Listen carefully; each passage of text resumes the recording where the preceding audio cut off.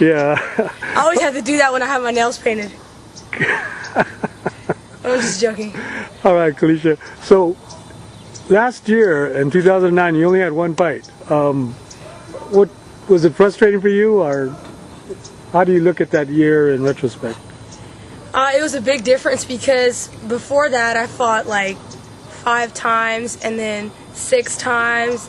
No, 5 before that. I was so active throughout the year that last year I was more like, wow, I'm not getting any action. And you think I would because I had just lost to Ava Knight, so you think everyone would be like, yeah, let's fight. She just lost. She's not invincible.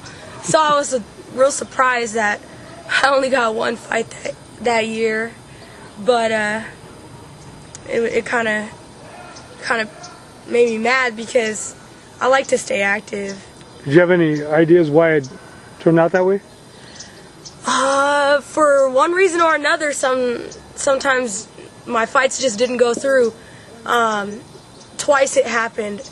I was going to fight Cynthia Talmadge, and she didn't pass the eye exam last minute, and then same thing with Kasha Chamberlain. She had a problem with her eye at the last minute. It was so weird because if those would have came through, I would have at least had 3 for the year.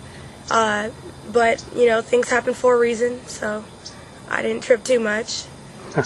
So now you're fighting right away. I mean, you're barely 3 weeks into the new year. What do you think that means? Do you think you're going to have a much more busy year than in the past? I'm pretty sure I will have a busier year because this year is more like we're going hard or going home, you know. And it's so hard for women to get fights, period, that you just got to take on the best and beat the best so that way you can be the best.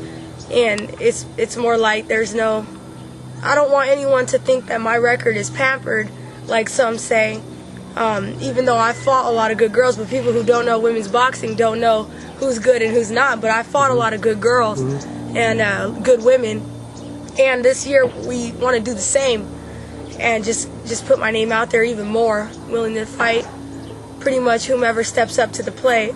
So right now you're going to be fighting Ada Velez. She's a 2-time world champion. When you're going to fight somebody like this, what are you thinking about? Is it a challenge or is it exciting? How would you describe it? It's more like exciting because I love when 2 women who are real good come together and meet, because then the crowd and the people get to see something spectacular, which is very rare. Usually it's a lopsided fight, you know, it's a girl who's awesome and then a girl who's okay. But when you have 2 women who are really good and meet, it's almost like we're putting it on the map for women's boxing, and it's a blessing, you know, just to have that opportunity to be a part of and be considered one of the best to go against the best. Do you wish this was a 10-round fight, or 6 rounds good enough? I wish it was more rounds because it's a fight that needs to be more rounds. When you have 2 good fighters, you know, fights like that, one can be doing good and then the other can take over in the late rounds, or one can be dominating and then the other deteriorates as the rounds go on because they're 2 great fighters and you never know what's going to happen. These type of fights should be 8, 10-rounders, even for women 12-rounders. I know that there was one time there was a 12-rounder fight for women. I mean, they should continue that. There shouldn't even be a 10-round fight. All title fights for women should be 12 rounds. If we all want the same respect as the men do, we need to step up and do the same thing that the men do, right? Yeah. Do you? I guess you're also in that same vein, wanting to fight 3-minute rounds too in the future. Well, I know. Yeah, I've grown up fighting 3-minute rounds, sparring and everything. So, I mean, when I turned pro, my pace was a little bit slower in the beginning when the actual fight would come. You know, the girl would come running out blazing, and I'd be still kind of like just cruising as if I'm sparring 3 minutes, going 3 minutes. So it kind of messed me up in a couple rounds in my pro fights. Now we've changed our style where we try to start sparring 2 minutes so we could get used to the pace. It's a much faster pace, which is kind of dumb to me because the men go at it for 3 minutes straight, and I think the women should too. Especially, I mean, we already spar and practice for 3 minutes. It won't make a difference. So what's your goals for 2010? Definitely get a title. At what weight? 118. 118 guarantee. I mean, So you feel that you're a full-fledged bantamweight and not... yeah, I'm positive I am because I just finished college, so there's no fast food in my diet anymore. And I'm walking around. I'm literally walking around like 123. So, I mean, I used to walk around 135, 130. Now I'm walking around at a solid 123, 122. So I know for sure that I'm a solid bantamweight.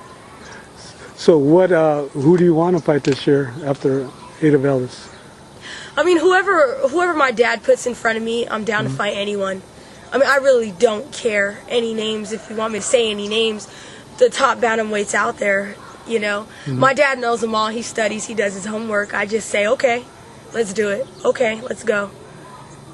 And then tomorrow's Muhammad Ali's birthday and also your dad's birthday. Happy birthday! Oh, I'm all excited about Ali. Oh, yeah, my dad, too.